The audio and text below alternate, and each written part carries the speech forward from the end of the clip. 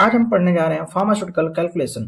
Pharmaceutical calculation क्या होता है कि जैसे हमारी जो मेडिसिन होती है, इसको एक्यूरेट एक निश्चित मात्रा में एक एक्यूरेट अमाउंट में हमें इसको वे करना होता है और पेशेंट को देना होता है। लेकिन हमारे पिछले समय में, पुराने समय में, आपको भी पता है कि आपके दादा, आपके दादी, नाना नानी, इन सब के समय में कोई भी चीज अगर नापना होता था तो कैसे नापते थे?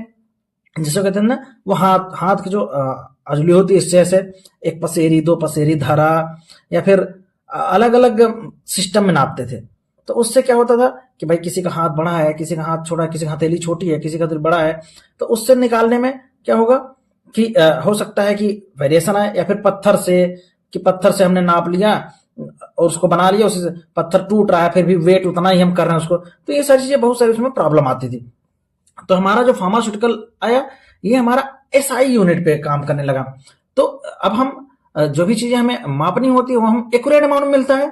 तो इसी को हम आगे पढ़ेंगे कि जो हम पहले नापते थे पुराने सिस्टम में, उसे क्या कहते हैं, और जो नए सिस्टम में मापते हैं उसे क्या कहते हैं। तो चलिए बात करते हैं। Pharmaceutical calculation are essential for the insuring accurate preparation. क्योंकि हमें मेडिसिन बनाना है तो हमें एक्यूरेट अमाउंट में चाहिए ही चाहिए।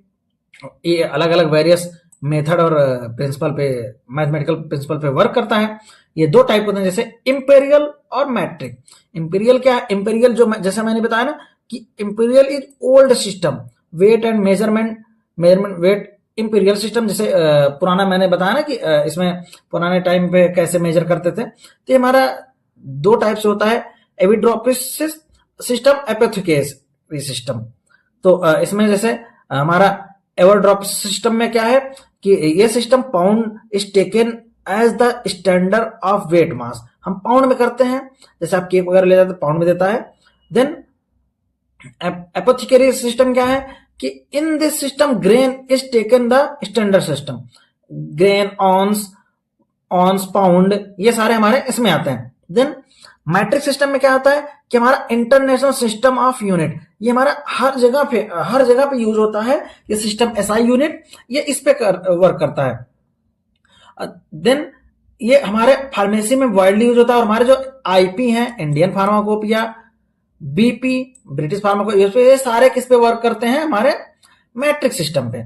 Reason for transition to SI unit, ये क्या होता है, एक फिक्स होता है। जैसे हमारा मीटर को हम लेंथ के लिए मीटर नापेंगे, किलोग्राम को हम वेट के लिए नापेंगे, ग्राम, लीटर। तो प्राइमरी यूनिट इनकी क्या हुई? मीटर, लीटर और ग्राम। ये हमारा फिक्स अमाउंट है। ये हमारा मैट्रिक सिस्टम का कुछ यूनिट दिया है, जैसे 1 ton, quintal, kilogram, hectogram, decigram, gram, ये सारे हमारे उसके यूनिट दिए हुए हैं। इन्हीं यूनिट पे हम इसको वर्क करते हैं। चलिए आगे बात करते हैं। इसमें परसेंटेज सोल्यूशन, हम कुछ सोल्यूशन का, जैसे इतना परसेंट इसमें डिजॉल्व है, इतना परसेंट ये है, तो ये हम परसेंटेज सोल्यूशन बनाते हैं। जैसे weight in volume, W/V, required to express concentration of solid in liquid. हमें सॉलिड का लिक्विड में अगर कंसंट्रेशन एक्सप्रेस करना हो तो हम किस में करते हैं? Weight in volume. Weight in weight required to express concentration solid in solid, solid में कितना उसका कंसंट्रेशन, वेट इन वेट में। वॉल्यूम इन वॉल्यूम, हम लिक्विड का अनदर लिक्विड में कितना परसेंट है, हम उससे डिटरमाइन करते हैं। अब बात करते हैं percentage solution. Percentage solution, weight in volume, weight by volume, 1 part of weight solvent, 100 part of volume. In this case, the general formula for 1% weight by volume is solute 1 gram solvent up to 100 ml. 1 gram solvent किसमें होगा? 100 में। Wait in volume, इसको जैसे calculate करेंगे 50-100 ml इन 0.9% solution. तो इसके लिए क्या करना होगा कि NaCl 0.9 NaCl अपॉन 100।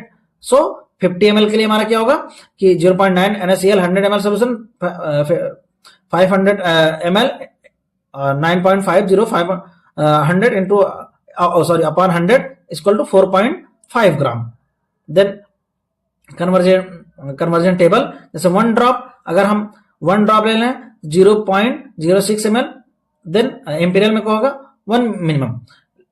अगर एक टी स्पून लेना है तो हमें 5 ml, 5 ml मतलब कि 5 ml में अब 0.6 ml में 1 ड्रॉप है, तो उसके अकॉर्डिंग आप इसे कैलकुलेट कर सकते हैं।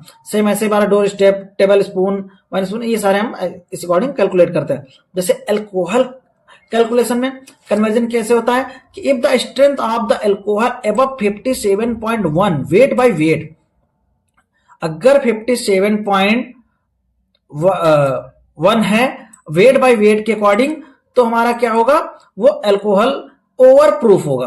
वो हमारा कैसा होगा, ओवर प्रूफ, जैसे ये ओवर प्रूफ होगा ये तब। Then if the strength of alcohol is below 57.1% weight by weight, sorry volume by volume से अल्कोहल अगर कम है तो क्या होगा, अंडर प्रूफ होगा।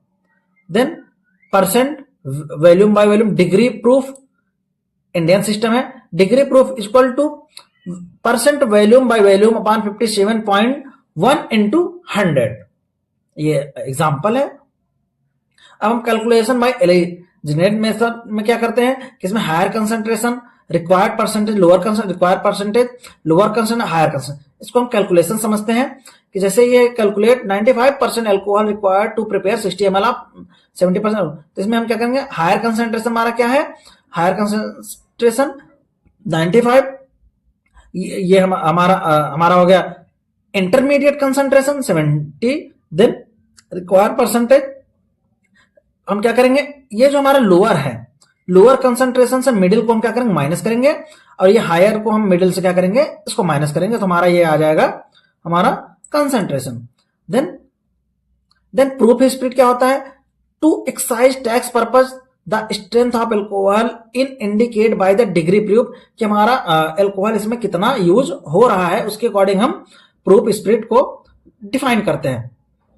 The conversion of strength of alcohol by volume to degree proof as per Indian system, strength of alcohol is equal to percentage volume by volume strength upon 57.1% volume by volume into 100। ये इसका formula है।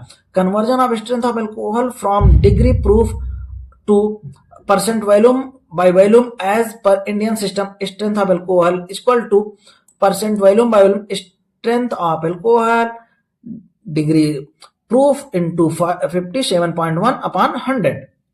ये एक problem है जिसे आप alcohol compound को उसका स्प्लिट प्रूफ को कैलकुलेट कर सकते हैं इसे देख के। Then isotonic solution, isotonic solution क्या होते हैं कि हमारे ऑस्मोसिस को बना के रखते हैं, जैसे हम आई ड्रॉप वगैरह हो गए इसको हम प्रिपेयर करते हैं तो आइसोटोनिसिटी मेंटेन होनी चाहिए।